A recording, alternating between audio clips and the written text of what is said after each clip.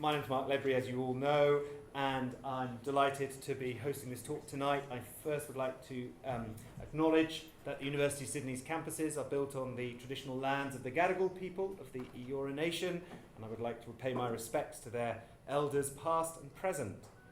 And I'd also like to welcome everybody here, not only those just joining us for the talk tonight, but also to say welcome again and thank you to the very many people who have been part of a wonderful few days, which is the sort of crowning keynote. But we have had a remarkable 3 days in Canberra and here in Sydney, and in really a collaborative workshop and symposium around the digital future of art history, largely conceived. And it's been intense, it's been wonderful, and many very committed and dedicated people, many pioneers of the digital sphere, many people working on great projects here in Australia, but also in Canada and the United States, and at the Asia Art Archive in Hong Kong, and many other places have shared their expertise with us, and I'm deeply grateful, and it's been just fantastic.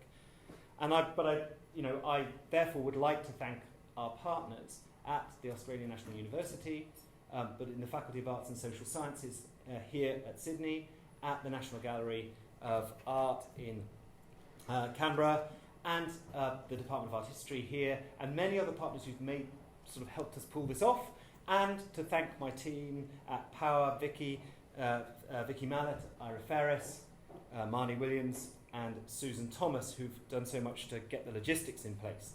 Right, but on to tonight. It's a real pleasure to introduce our keynote speaker, who's been playing a full part in the last 3 days of discussions as well. So there's been worked hard enough already, but now it's time to give her work the particular spotlight that it most certainly deserves. Caroline Bruzelius is the Anne M. Cogan Professor of Art History at Duke University. And many of you will know, in a distinguished career, Caroline has made her name and reputation first as a scholar of medieval art, architecture and urbanism, publishing, among many other books and articles, a great monograph on Saint-Denis, the 13th century church of Saint-Denis, which was published by Yale in 1985, but is probably best known for her work, really field-leading work on Naples, in the Stones of Naples of 2005, and then the medieval Naples, a city and its monuments, 2009.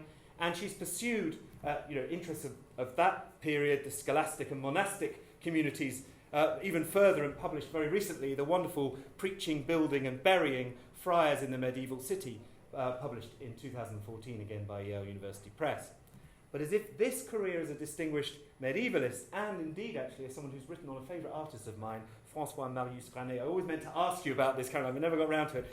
Caroline is perhaps also, as now perhaps in the art history world, as well known for her other pioneering interests, as a leader and prime mover in the digital innovations that centre around her Wired group at Duke, but which is really projects, scholarship and summer schools of a really innovative way, backed up by a very innovative institution, it has to be said, at Duke, that's really led the way.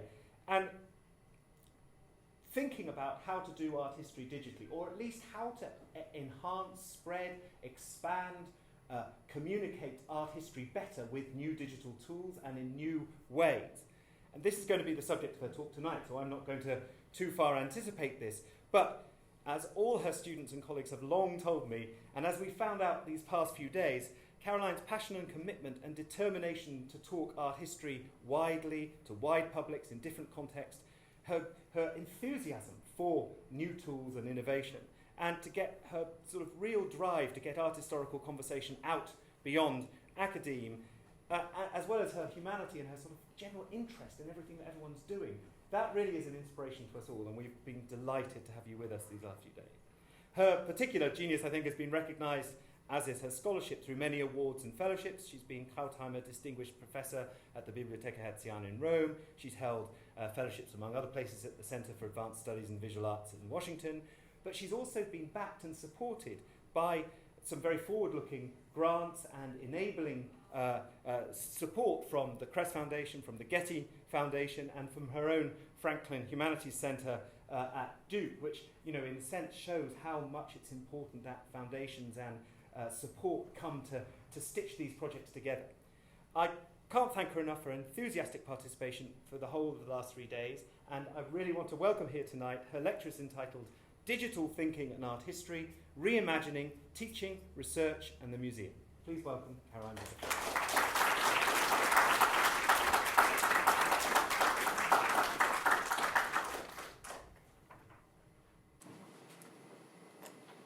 Well, thank you, Mark. I think my enthusiasm is surpassed only by yours.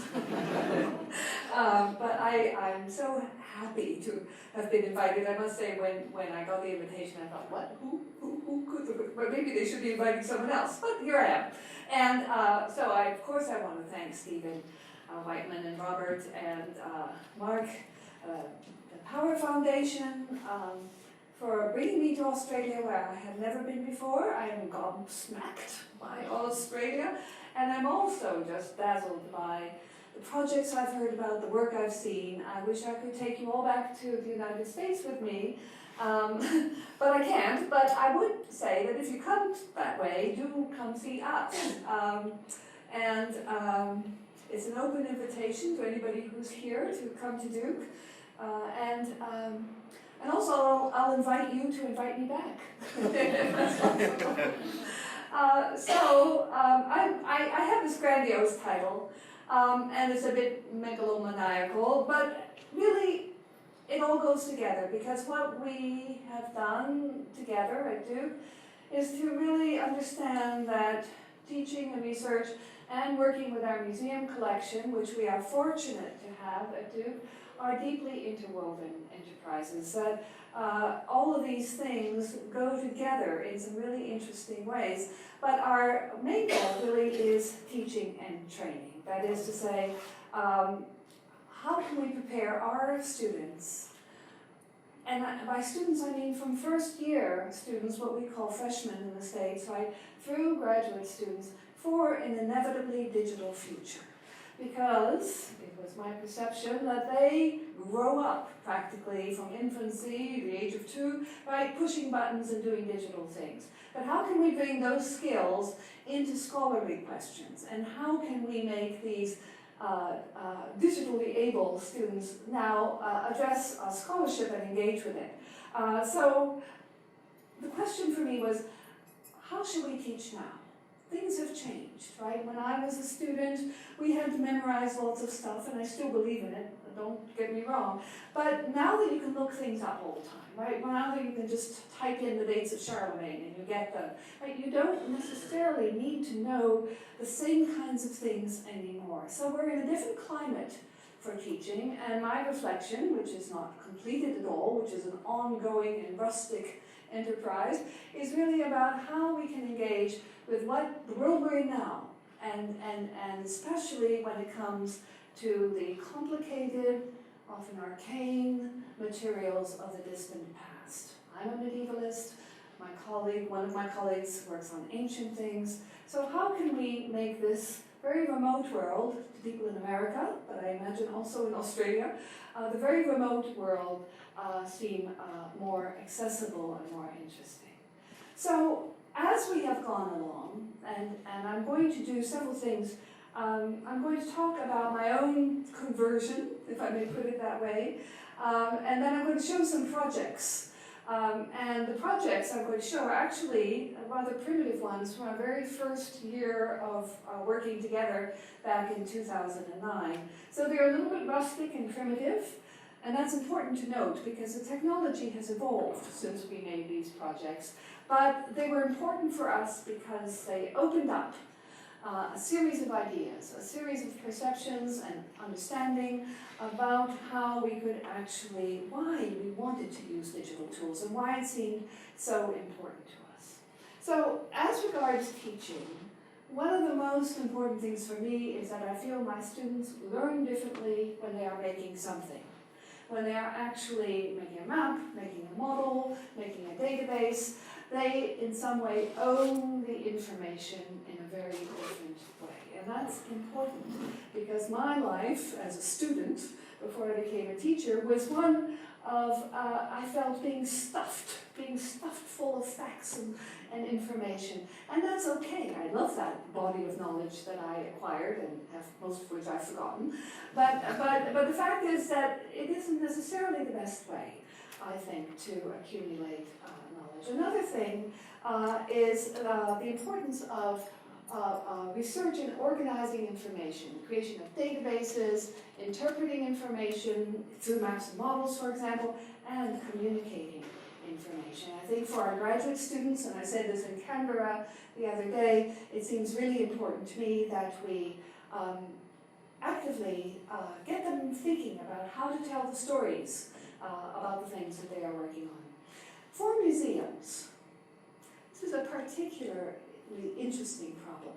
Museums are repositories of stuff, and that's fine. We need to protect things, we need to take care of them, we need to show them, but a lot of the stuff that museum shows, nobody really understands, right? I mean, the medieval fragments, as you'll see at Duke, sit there, and really people can't imagine what they were part of unless you're an expert. So the museums, as we have formulated them, at least with historic objects from the historical past, have often been designed for an already conoscenti, the already well-educated public, the already educated visitors. So I'm pushing on that idea a little bit, as you'll see, over the course of the talk today. So I thought it would be interesting, because we are at universities, to talk a little bit about how I got started. How I got started with tech, because, as Mark said, my real field, my real work, is buildings, medieval buildings, cathedrals, big buildings, for example, Cefalù. And the kind of work I do is maybe best described by the French expression archéologie du bâti, which is the archaeology of built things, right? I'm looking at buildings, measuring masonry, taking base profiles, looking at how buildings are put together. And that's what I've published on, in large measure, over the course of my life. So I teach a course, and I've taught this course for about 30 years, called Gothic Cathedrals, which is, in this case, really the history of great French buildings. But I found that my students at Duke University, it's a different system, it's what we call liberal arts in the United States. So my students come from political science, biomedical engineering, they come from economics. A few are historians, but that doesn't mean they know anything. So my students really come from all over the place. So how am I going to expect them to write an interesting paper about something on a French cathedral, right? They can't read French. I mean, they would be limited to English language publications, which maybe are great, but maybe not sufficient. So years and years ago, I decided that with this particular topic, what I could do was throw that idea of writing a paper out the window completely. And instead, have them design a cathedral. Have them work in a team of 3 or 4 to create a fictional narrative, to draw a ground plan section, elevation and facade, and to do a full decorative program, stained glass and sculpture of their building. And in order to get them thinking about buildings, I would use my campus as a laboratory. So we happen to have at Duke, it's one of those lunatical American things, we have a cathedral, which was built in 1932. I mean, who is building Gothic architecture in 1932? Well, Duke was. And so, since it's there, right, we use it as a kind of lab. And what I want to do with my students, with this laboratory that is our cathedral, is to get them to think about architecture in terms of structure and parts.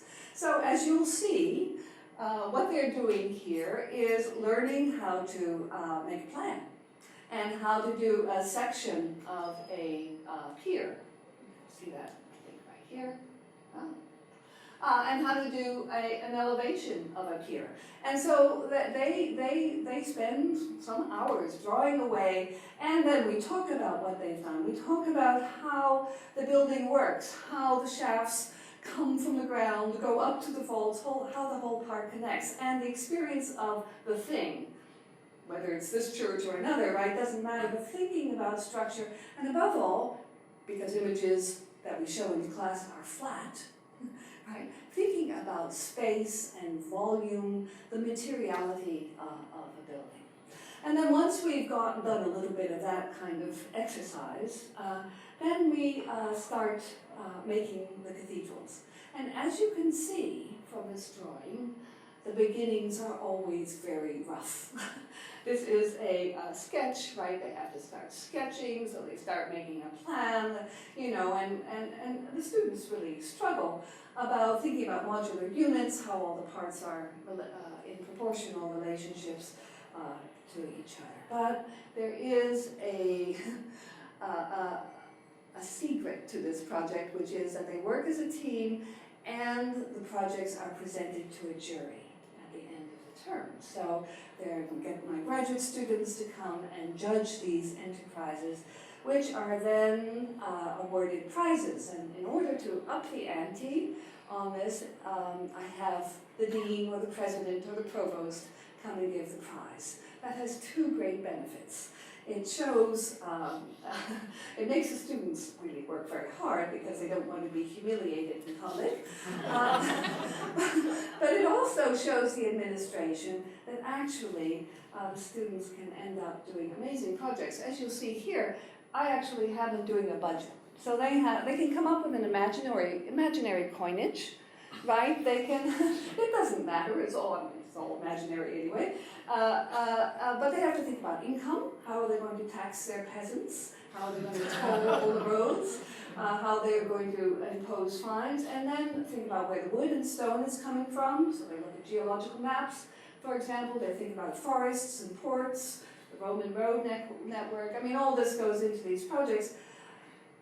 But to move from this kind of primitive drawing that you see here to something more sophisticated, something we wouldn't be embarrassed by in public, I began to teach them about 10 years ago AutoCAD, that is a design tool. And so that's what you see here is the students learning AutoCAD. Once we started doing that, we ended up with pretty amazing results. Now, this requires my sitting with them side by side, right, and tweaking these designs and working very, very hard on them.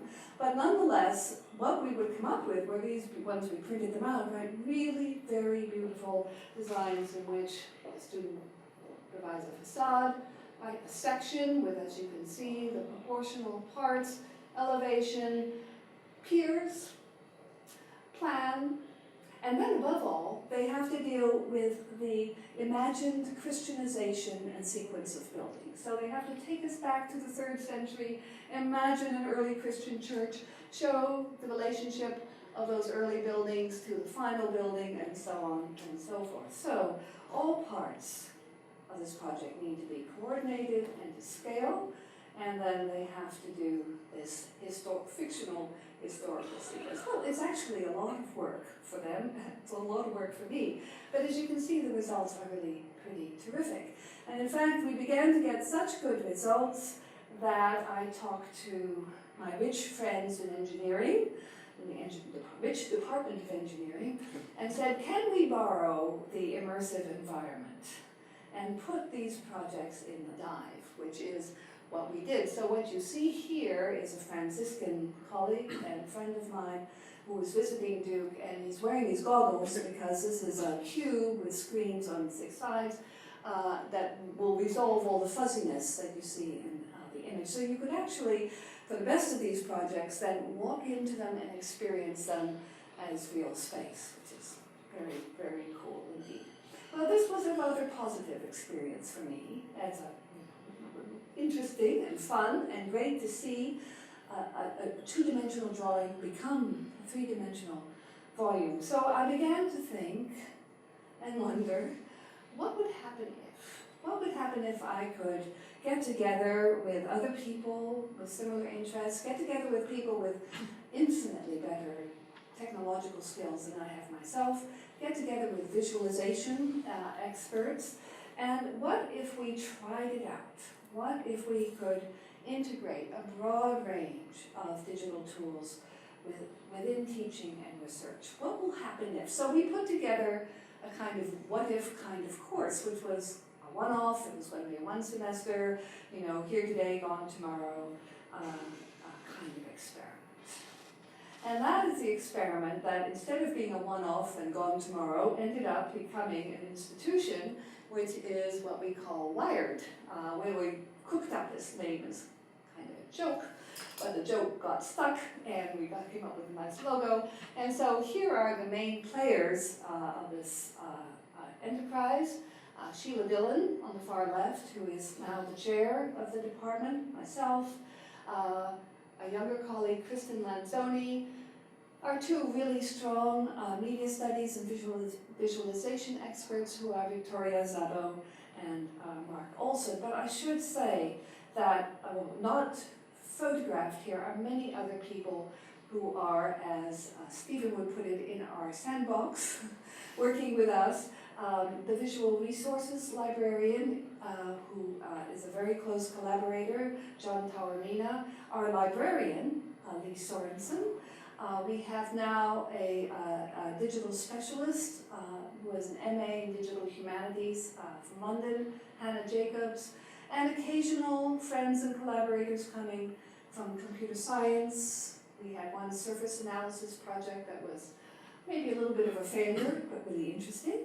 And we work a lot with engineers also, as you'll see. So, you know, this has become a kind of network that spreads out, depending on the project, into a lot of different areas across the university. And I will say that my university, Duke, has a culture that is exceedingly positive for this kind of collaboration. They love it when an engineer talks to an art historian. They love it when a computer scientist comes and gives a class for me, or vice versa. So I've been fortunate in being in a place, in a garden that is watered regularly, with a benevolent sort of support for this kind of enterprise. So through Wired, through the idea that we just couldn't go back and not work this way, we began to work our way towards, and I'm talking about an arc of about 6 years, towards a series of multi-year research projects that engage students at all levels with research. Also, we began to introduce new courses that were specifically designed to take historical materials but teach them along with a digital tool or a series of tools that would be relevant to whatever that material is. And then engaging with our museum at the university so that we could actually have hands-on experience with things. I want to say, though, that in all the projects we've done and in all the software we use, we have always aimed at no cost or low cost, right? We're often accused of being at a rich university, and probably relative to many institutions, my university is, but our idea has been that we must make these things as cheaply and accessibly as possible. But one thing that was not cheap was to persuade the university that we needed a lab. If we were going to do these things, we needed a place where we could roll out ground plans, where we could leave books, where we could keep on working after class time was over. So, after a certain amount of persecution of the administration, by me, we got this wonderful lab, which you see here is in an old warehouse. And in this lab, our operating principle, and here's a nice view of it, is that every Friday afternoon, the students congregate here, and we work on various projects, and there's dialogue from one project to the other across the table. It's been important too, because we are all in universities, for us to, how can I put it, liberate ourselves a little bit from the tyranny of the semester system, right? Because, you know, April I don't know what your semester is, but for us it's January to April. We are in school and then everybody goes away. We've been able to try to keep these projects going by finding small pots of money so that the students keep on working for part of the summer anyway. And the students who come to the Friday labs and engage also get a small stipend. So there is a kind of incentive program built in that is recognizing the value of their time, right? The investment of their energy in these projects. So I thought I'd show you a few projects that we did, and as I said before, these are projects that often come, with one exception, from the first few years of our adventures. I think that's the best way. And they're not necessarily projects that are coming, that are made by me. One is The Sacred Way at Delos, which is a project on the accumulation of sculpture at a Greek site. One is based on an object in our museum, a head from Chartres, and the other one is a color application project, which is what you see on the cover of this wonderful multi-page this project here. So let me start talking about the ancient sculpture project. Because it taught me something that I had no idea about. And I'm showing you here a picture that will bring sorrow and grief to all of us when we think about the losses at Palmyra and at so many other sites in Syria and Iraq. This is one of the great tragedies of our time, and I must say parenthetically that it also brings particular intensity to the idea of scanning, mapping and modeling as also perhaps a cultural heritage obligation when in fact things that seem permanent are so fragile. But even in this heartrending image of the Palmyra that once was, what we are missing is the fact that ancient streets and ancient sites were packed with sculpture. Right, they were populated. Ancient sites and a monumental street like this would have had lots and lots of sculpture everywhere. There would have been gods and local dignitaries and donors and important people. And as we often say to our students at Duke, imagine that the campus was populated with statues of all your professors. How horrible would that be? But the fact was, the ancient city had this kind of constant activated memory, right, through statues. And of course, in antiquity already, those were being taken away. They were sometimes repurposed, scrape off the name of so-and-so, put your own name up, but they were also being taken as part of the commodification of art, right, for Etruscan or Roman collectors, or whatever it happens. And then those that survive that kind of schlepping around, then, for example, end up in a museum. And I'm showing you one of the most recent and most beautiful installations of ancient sculpture I know, which is at the New Acropolis Museum in Athens. So this is actually a wonderful installation, but here are some problems. Objects in museums tend to be arranged chronologically. They therefore are also often secularized, they are decontextualized, they've lost their color. There's a kind of taxonomy of organization of things, right, that really goes back to Linnaeus into 18th century stuff, and collecting and knowledge. But in fact, of course, as we know, in antiquity and in the Middle Ages, sculpture was painted. It was part often of a sacred or an urban environment out there in the public space. And what's most interesting, and what I want to show you with the example of Delos, is that sculpted images, Greek statues, Roman statues, existed in a dynamic relationship with each other. This is something I had no understanding of. The things are there because something else is there. So let me show you our example of this. So here is a present, this is a Google Earth view of Delos as it looks today, as you probably know. a completely abandoned island. Nobody lives there anymore. Nobody has lived there since the ancient population was taken into captivity some 2,000 years ago. And it has been excavated, especially by the French, and that's what you see here. We're looking at the Sacred Way of Delos. This is the way towards the shrine of Apollo and a number of other shrines and treasuries and important things. And all these black objects here, outside these two, the portico and the stoa, all of these are the bases of statues. And each one is numbered.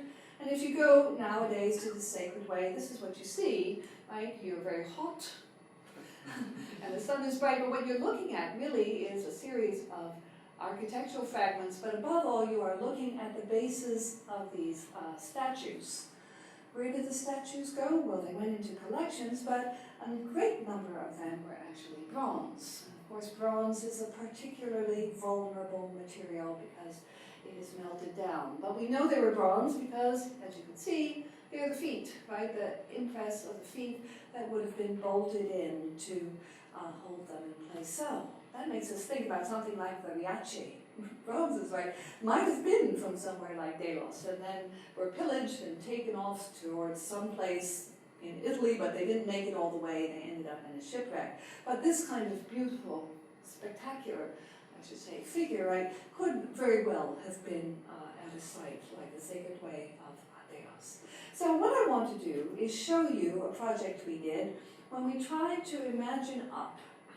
Could be by looking at the inscriptions and understanding the chronology of the bases, come up with a chronology of the placement of the sculpture in the Sacred Way. And I'm going to focus especially on this corner here, which seems very crowded with bases if you look at it carefully. And that corner is what you see here in this slide. Now, when you move in close, you can actually see that the bases were carved in order to accommodate, that they actually push and jostle each other. Now, we do not know which sculpture was on which base, right? Those sculptures are long gone. But one of our graduate students said, okay, let me make a kind of hypothetical schematic model of the chronology of these figures. So, the first one was, and you know they look a little bit like melted ice cream, right? We didn't want to be too specific, we really don't know. We know it's an equestrian or a standing figure. So here we have, for example, this equestrian figure, and what we began to find was that that figure exerted some kind of magnetism. Other people wanted to have their statues next to this one. In fact, they actually covered each other up. So let's imagine it's Nicole Kidman, right? And we all want to stand next to her. Right? So we were getting a kind of crowding here in this particular corner that really had to do with packing in the statues because of some, now to us, unknown magnetic force, right, of one figure. So the kind of more steadily paced disposition of statues and the rest of this Sacred Way, right, becomes a kind of traffic jam of serious proportions when we look at this particular corner. So, why was that interesting? Because it showed us that things existed in a dynamic relationship to each other, which, of course, we have very little chance of reconstructing, but was probably very important for their location, their style, their chronology, and many other things. So, moving along, I want to show you too how we have been dealing with sculpture in our museum. Well, we have a lot of these heads. In fact, if you look at them, it looks like the day after the French Revolution, all this decapitation going on.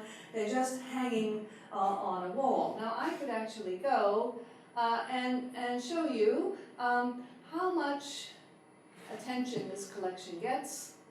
Let's see if this opens up for us. Are. So here we are in our newly installed medieval gallery at Duke University. And it's beautifully done.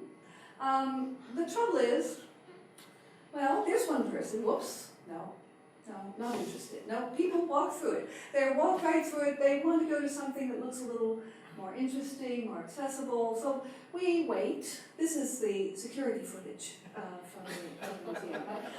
We are just hoping that someone's going to come and write graffiti on our statues. No, nobody comes. Right? It really is, there's nothing is actually happening. I actually think this is not right now connected. Is it going along? Yeah, well, no, nothing's happening. But I'm not going to bore you with this particular scene of nothingness anymore. But the fact is that we have a problem.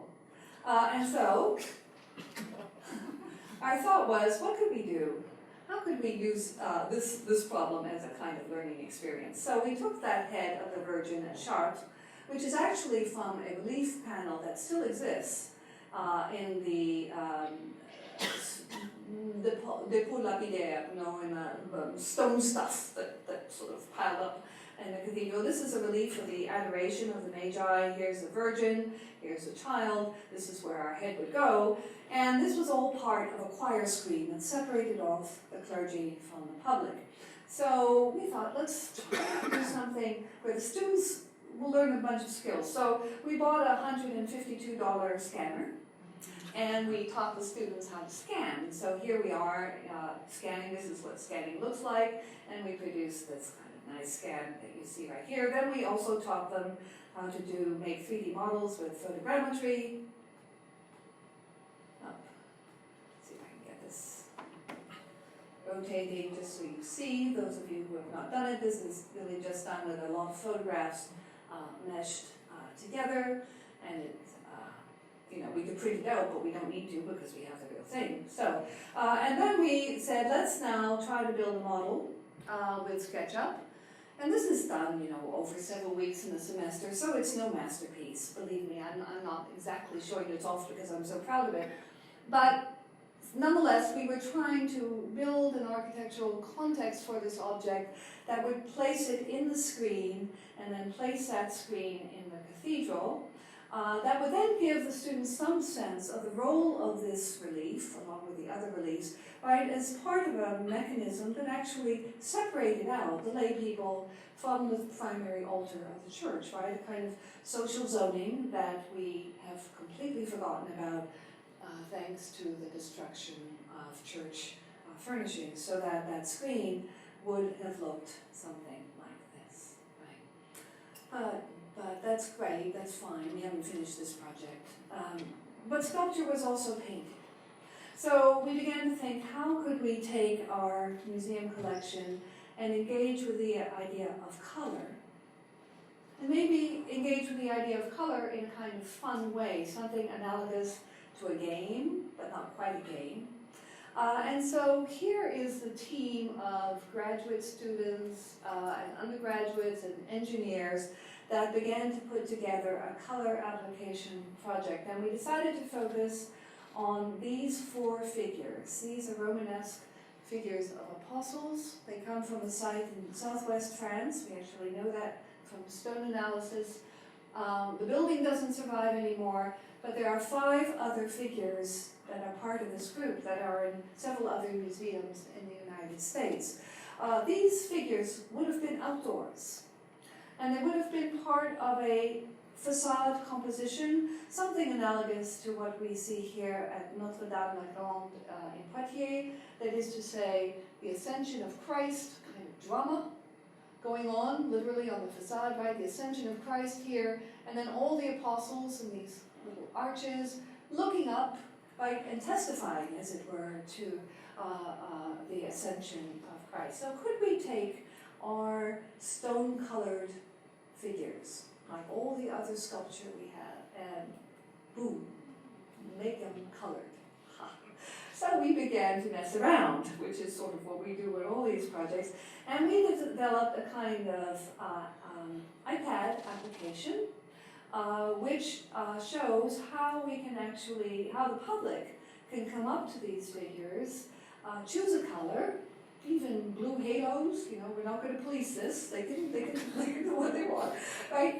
But get the public to stop, right? Instead of just rushing through the medieval gallery, make something that would be fun, that would exercise the imagination, that would also teach them maybe something about color. So we began this project, which you can see here. We tried to make it, you tap on it, you can pick the colors, right? Here we have that. And then we also wanted to give some information about color. What pigments would be, have been available? How would this have been found? So we have a little video. Let me see if I can get that, oops, no, get that going here.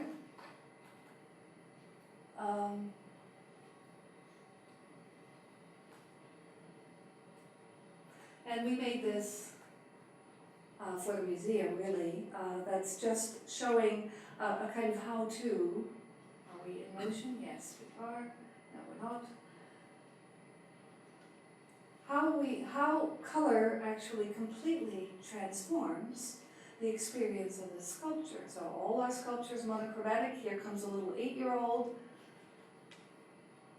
pushes some buttons. Let's go for pink. No, yes. Red, right? She's able to color this up, right? So we have had now that we put this up about a month ago or so, we have now had scenes of parents trying to drag their children away from the medieval sculpture. I don't have any footage of that, but the parents are saying, "No, it's time to go home." No, I don't want to go home. So the experience of being able to bring these objects to a kind of lively, engaging, brightly colored thing, right? The way they once were before all that color washed away and was scraped off. For me, it's completely thrilling. So,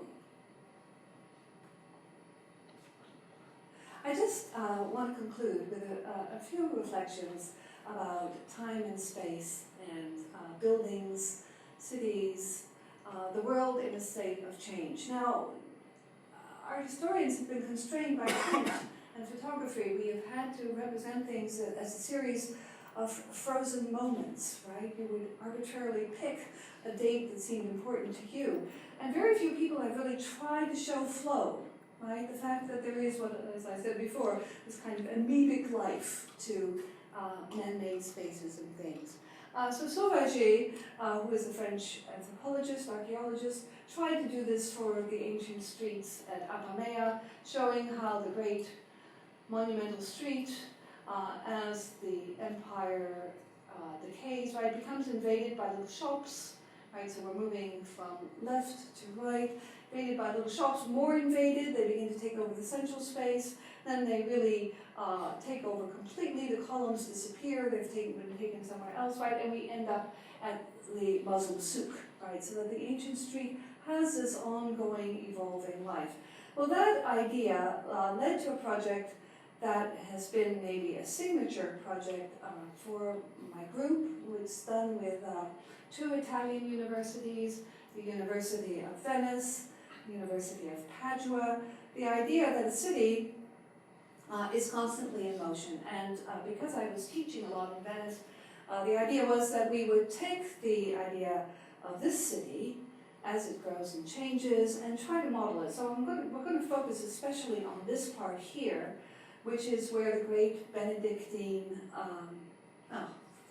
Dominican church of San Giovanni e Paolo, San Zanipolo is located, and here you see a series of models. So let me skip through that and move on and show you that of course we have all these views. Here's the great Dominican church, San Zanipolo. Right here you can see the water comes up right to the edge of the monastery. But that is going to change very dramatically, and the only way to really do this, to show that change, was to make models. So my colleagues in Italy began to make these animations. Now these are among our very first projects, and they're not very sophisticated, but here you have the church and the convent, you can see there in the upper corner, and then it expands very rapidly. All this is landfill, all this area here, right? And then there's a hospital, buildings come and go, things are torn down, and oggi means today, right, how it looks today. So we've got this evolution of the site. Here's another model. This one I call the pigeon on steroids model. You'll see why in a moment, because it takes the whole city of Venice, it zooms in on this same area, but then it flies around like crazy. And I apologize for that. But here we're coming to that same part of Venice. Here's our Dominican church, the cloisters of the convent. This one works backwards in time, 2011, when we made this model. And we're going to be taking away part of the city. You see the steroid pigeon problem. Okay, it's based on documents. So this is an aerial photograph of 1911. Now we're back to 1847, much more densely packed with buildings.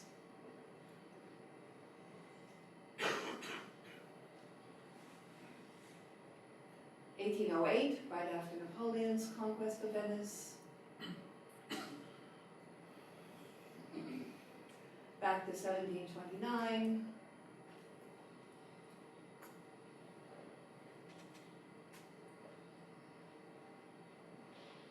And then suddenly, we've lost all this, which is landfill, right? So this is a cloisters, this is a church, and all this is water. So just to show you this idea of change, now we can actually apply that to the building here. I'm going to show you a sequence of screenshots. I want you to look at the windows and the chapels, because as we move through time, right, restorations, restorations, and so on, right? It's constantly in motion. So buildings are, I often say these mendicant buildings are like posts in the water around which things like barnacles and chapels accumulate, right? Cluster to them, right?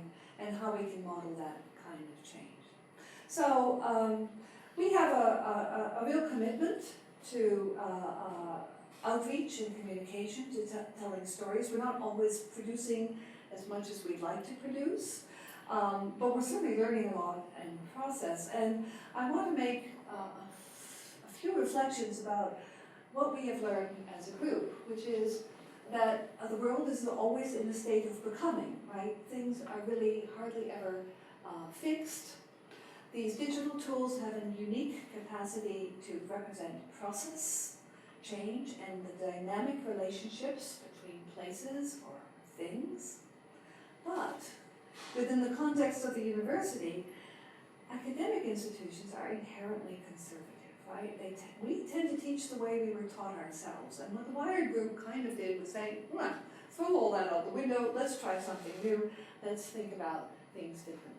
Then, as regards to the museum, is it the best way to represent things in this kind of chronological taxonomy?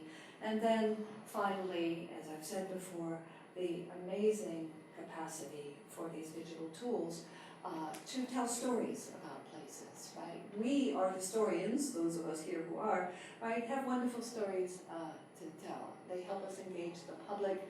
They're very exciting.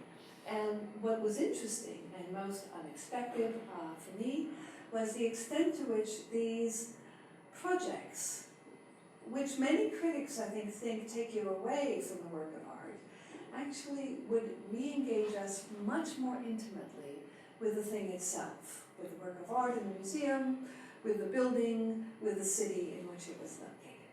So, thank you very much.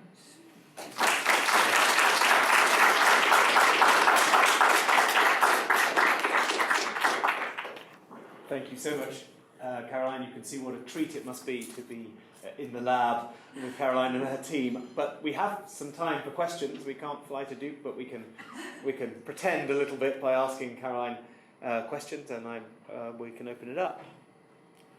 Oh, I'll just ask it. No, thanks for an illuminating talk. As someone who's trained in architecture, I love the fact that you mentioned the suite of software that you actually use with your humanities students. So that's AutoCAD, SketchUp, now we use Rhino, Maya, love animation software. I was wondering if you could talk a little bit more about what your students found to be useful in architectural reconstruction, right, which is different than creating a building from scratch. So do they find AutoCAD to be useful for floor plans, and maybe the VR stuff useful for the more immersive spatial quality? So as you probably saw, a lot of our 3D models are done with SketchUp. We find that SketchUp, especially if we have a foundation, a ground plan, an excavation plan, is really the easiest way to do all this. So that's we've tested out other things and we come back to SketchUp, which we find pretty user-friendly. And by the way, one thing I didn't show is that the Wired site has a lot of tutorials on it. So our website is inhabited not only with our research projects and our courses, but also the idea that so in the United States we have a big company that sells hardware called Home Depot. Do you have Home Depot? Home Depot. It's like Bunnings Warehouse. So you go in and there's everything. But the motto of Home Depot is, you can do it, we can help. So with that motto in mind, we've made lots of tutorials, which we have on our website, so that people wanting to use these tools, or students, can go and use them. So I guess maybe another follow-up question is, a lot of these architectural tools have been in the market for a pretty long time, including SketchUp, right? But have your students maybe experimented with how, some of these medieval spaces have been represented rather than the kind of very traditional, there's walls, there's columns, and things are changing over time. Like in our field, we see that as a particularly, how do you say, realistic rendering of architecture. Whereas we train architects to say, look, you can imagine the building in a number of ways with, maybe not so realistic textures or things that correlated to what historically happened, say, in the 20th century, the 18th century, and the Renaissance. So you mean like experimenting more with the software so that you could maybe, represent medieval spaces in new ways that, are beyond some of the more... Yeah, I would say so, but not necessarily. One problem, of course, with all modeling is the question of uncertainty, and that's came up today in relation to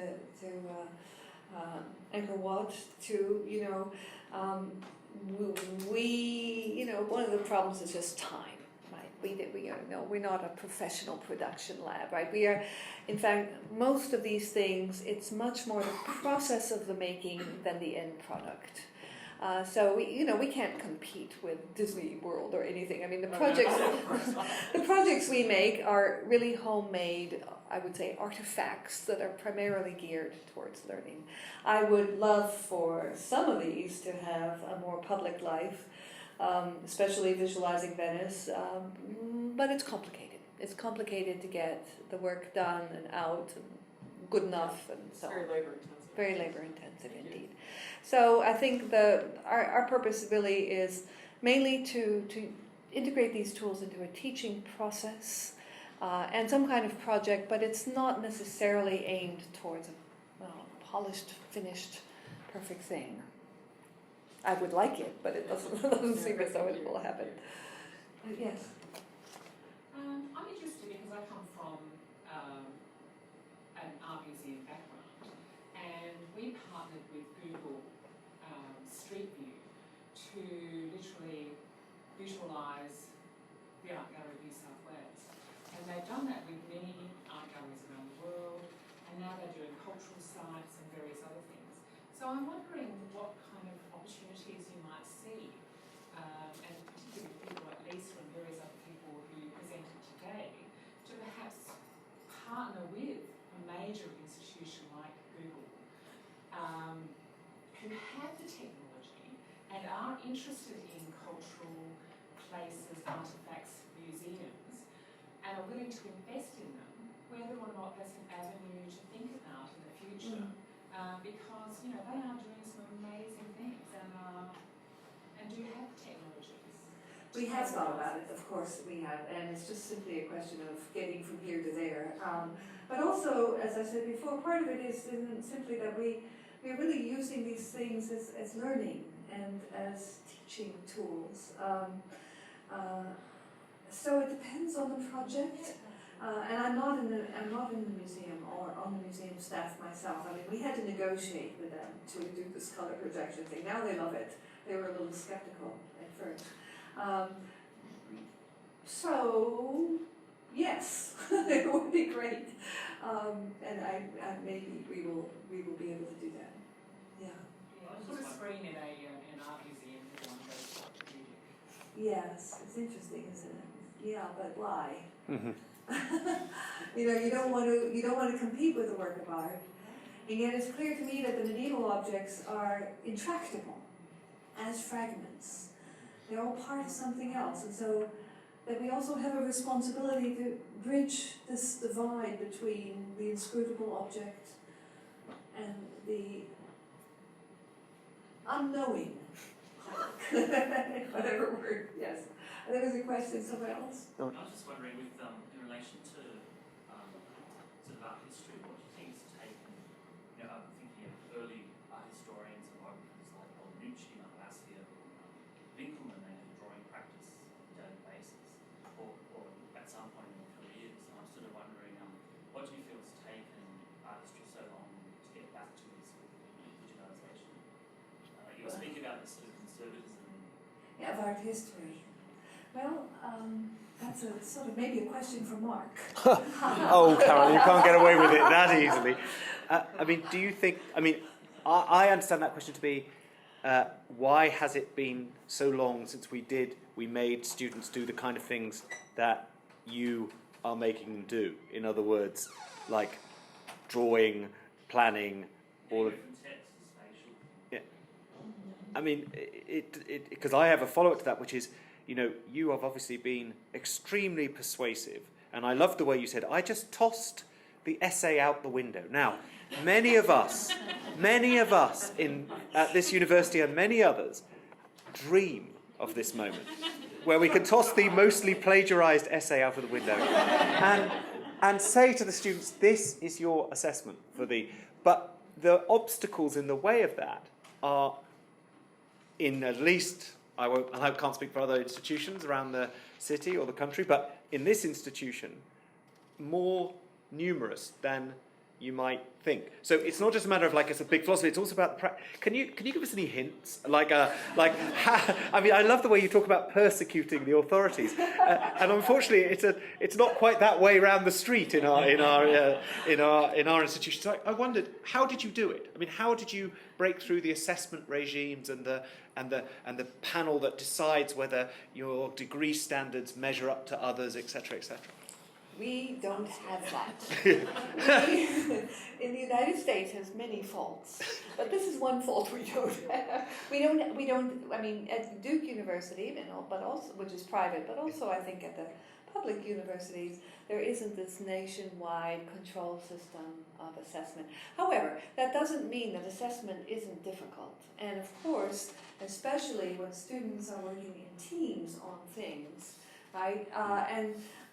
It's really hard to unravel the parts and assess a grade to the project. On the other hand, since we tend to work elbow to elbow with them, we really know who's putting in the effort and who isn't. So it's complicated, I have to agree. Now, the number of things I haven't shown and talked about, but many of our projects also have a narrative, so they're writing a script. And that is writing, which I do deeply believe in. Don't get me wrong. I'm a great believer in being able to write a good essay and footnote it and have it be original. But it depends on the topic and what kind of work you're going to get. And maybe because I'm old and cranky, but I am tired of reading bad essays. I'd rather do something creative and new and different, and that is a kind of adventure in itself. So even the classes we teach are adventures. I said to somebody, when we teach one of these wired courses, it's a bit like throwing yourself off the edge of a cliff. You don't know where you're going to land, and you may get caught in the twigs on the way down, and who knows what will happen, whether we'll be able to pull time after time a rabbit out of a hat. There's one other thing, our classes tend to be small. This is partly in the United States because tuition is so outrageously and disgracefully high. Students mostly major in economics and business. They feel under enormous pressure to make money, and it's also peer pressure. So our enrollments have become small, and this is one thing to do with a small class, right? Is that we have these small enough groups so we can do this kind of project. You couldn't do it with more than 20 or 30 in a room, I don't think. I have a related question about student engagement. Way back at the beginning, you said my students learn differently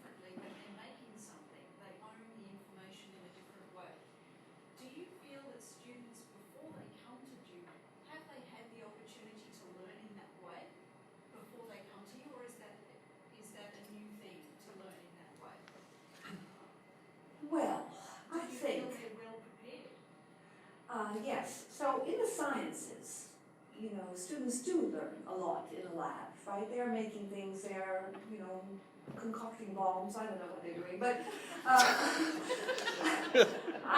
I think in the humanities we have had a tradition of the one-sided lecture. And the student sits there in the chair, the way this poor audience has, right, and simply, absorbs or doesn't, right? I think my students most of the time are thinking about sex during my class. not just because what do 18-year-olds think about, or for that matter, anybody, right? So,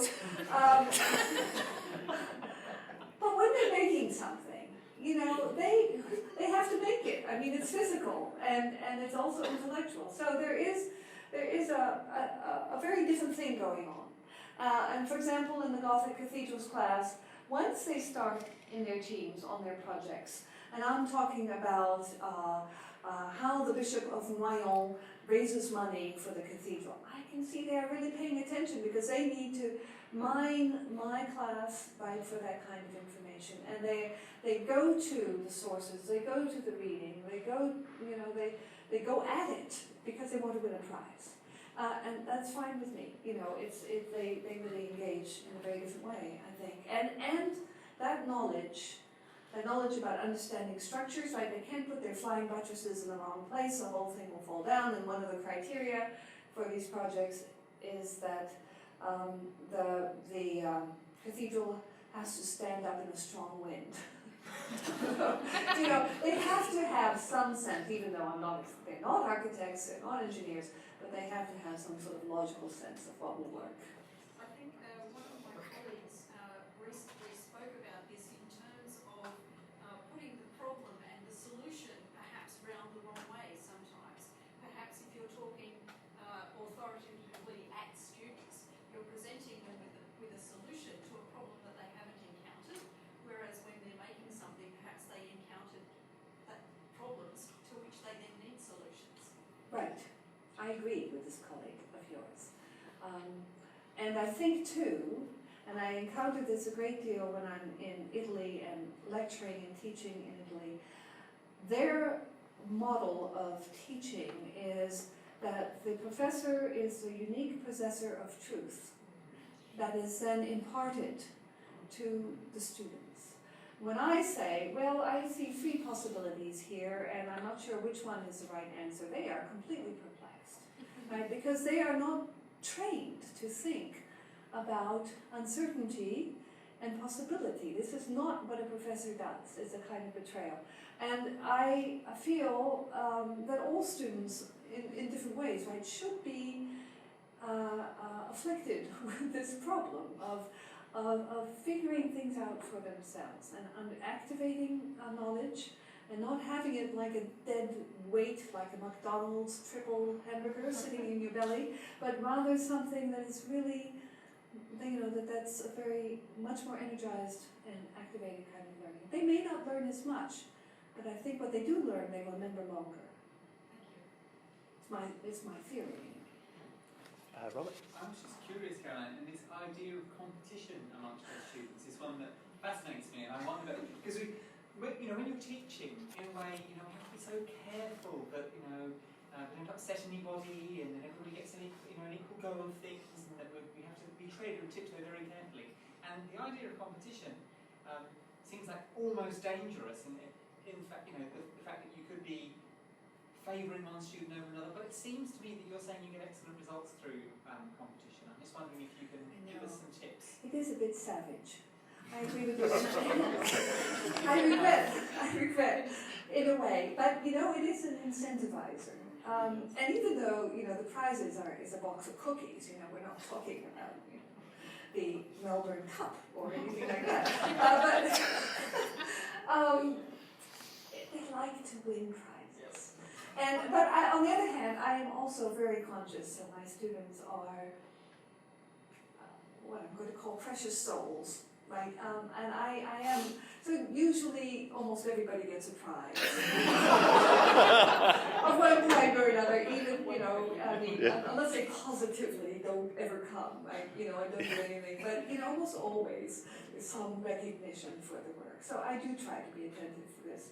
and not wound their delicate egos. But on the other hand, some people really do and you saw that particular part, it was spectacular, right? In fact, I'm very proud to have produced probably hundreds of excellent 13th century architects. Yes, question here. Thank you for your talk. It was very inspiring. I'm just wondering whether there was any component of that learning process for the students, maybe through the writing, where there was some kind of speculative mind about wonder, I suppose, what it would have been like to have been walking down the street in Dallas or seeing the statue on the cathedral and so on.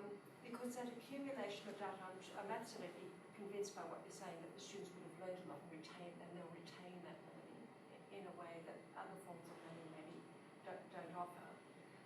That's all true, but I think. But I'm just wondering about the kind of the magic of actually being in such a space. And I'm thinking by way of comparison of a site that you probably know given your expertise, the Via Lucis site. Are you aware of that? The which site? Via Lucis. It's a website where this couple go around and they take photographs of medieval churches in France, but some of them are so hidden and so covered up with accretions and abandoned centuries ago that even the locals don't know they're there. You know, so they go around and they photograph these things. So they're just photographs, but they're full of magic and what just the light. They're stripped bare and it's just light coming into the bare bones of whatever's in these buildings.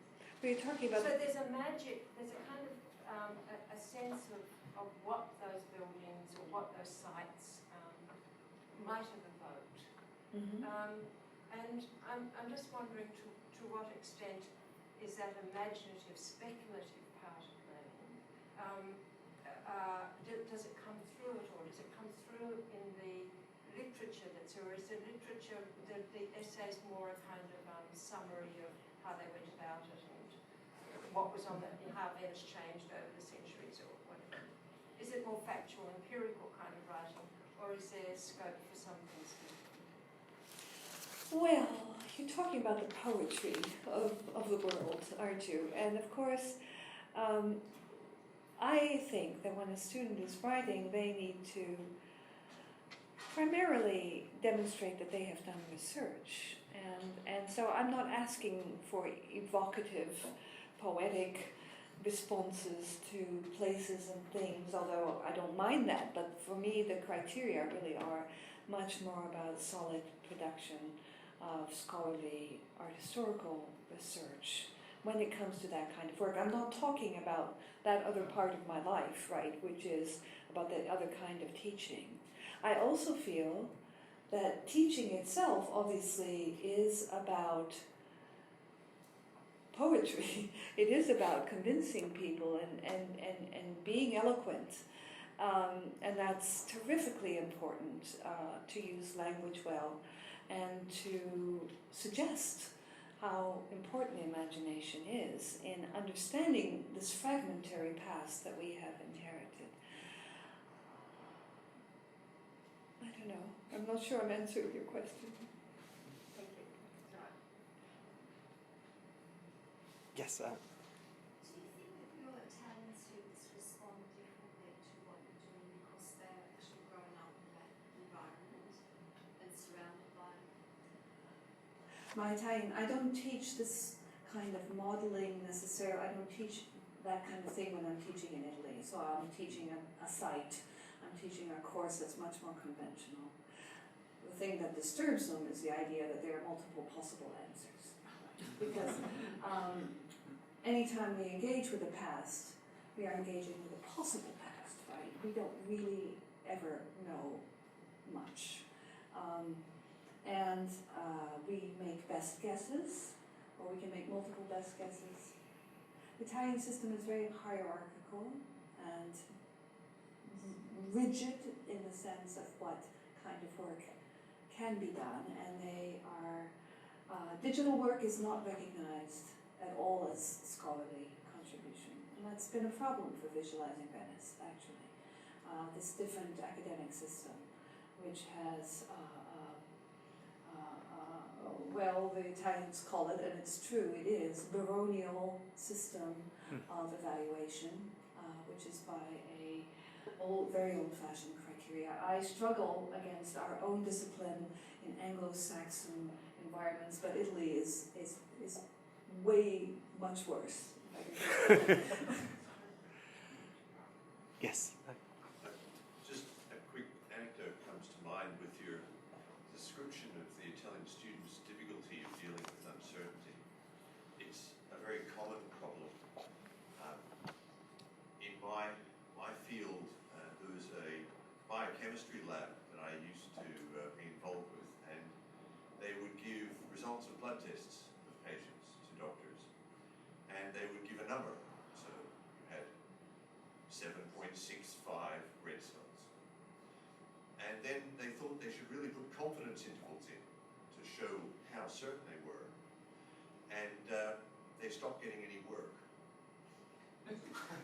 Because obviously they didn't know what the result was, because they had confidence intervals, and so they had to remove the confidence intervals to get the work back again. So unfortunately it's not just Italian undergraduate students who have a difficulty dealing with uncertainty in their world. No, I mean, ultimately probably we all do. And I do want to say about the Italian scholars that they are fantastic at archival work. And if they have a document, I mean, this is fabulous, and they really, are wonderful researchers. So I don't mean to be negative about these marvelous people. It's just that this sort of speculative or uncertain things are a problem, and you've confirmed it in a really interesting and unexpected way. Thank you. Yes. You talked about this program being new to the university. Have other programs started that are similar, that are also challenging the conventional learning methods? Well, it's a little hard for me to judge because I'm not in them. But I would say that our group has been quite an outlier and it's been very important that it's been a grassroots, from the bottom up initiative, so that it is dependent on a small group of faculty who dedicate an enormous amount of time to doing this and making it happen. My impression is, also within my own department, that many people don't want to do that, and that's perfectly fine, right? That this really requires a kind of over-the-top engagement and an extraordinary amount of time on the part of my colleagues and possibly myself.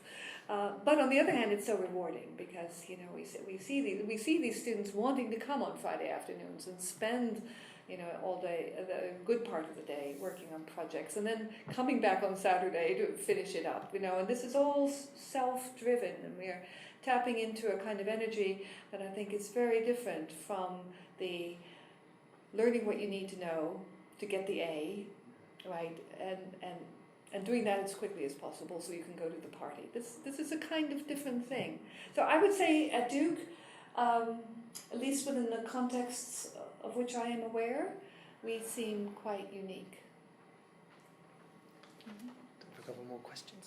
Thank you very much for the talk. It's wonderful to pick up on some of your infectious enthusiasm for teaching and for trying to find new ways to teach. It's wonderful, and it's sort of a reminder that not all universities are sort of sad credentialing factories, which was a lovely term used earlier on. In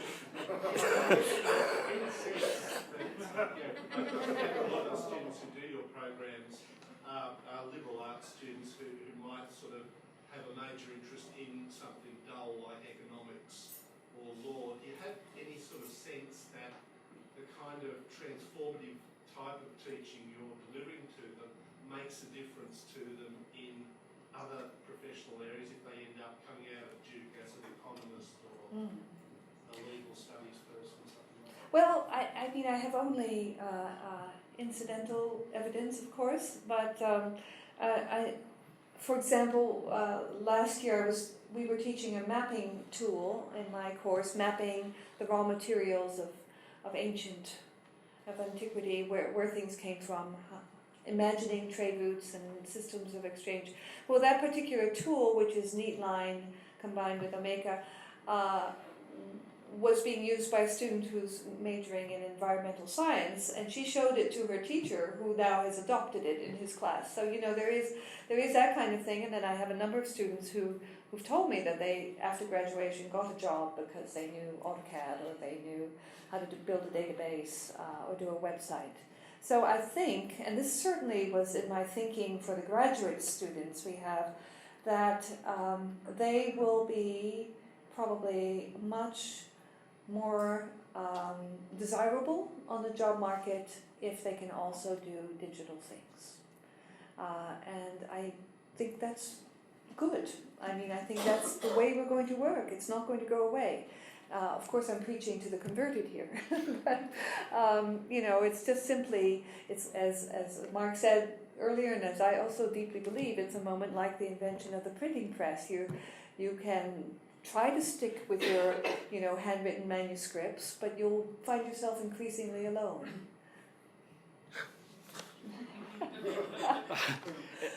I'm.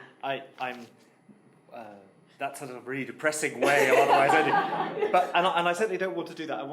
I certainly want to thank Caroline for not only for everything she's talked to us about tonight, but everything she's contributed.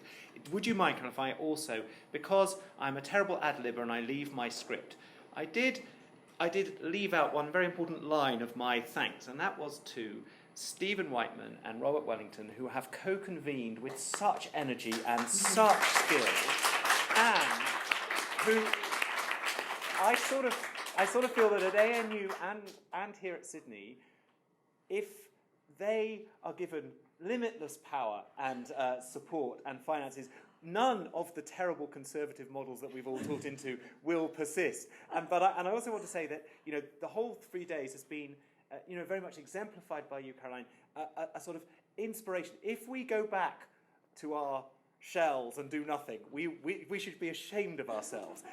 But thank you all very much for your active participation, not only as audience tonight, but also during the whole day today and back a couple of days for those with us in Canberra. Thanks to everyone, and we'll see you next year for another packed programme of Power events, I'm sure. But it was a real pleasure. Thank you very much.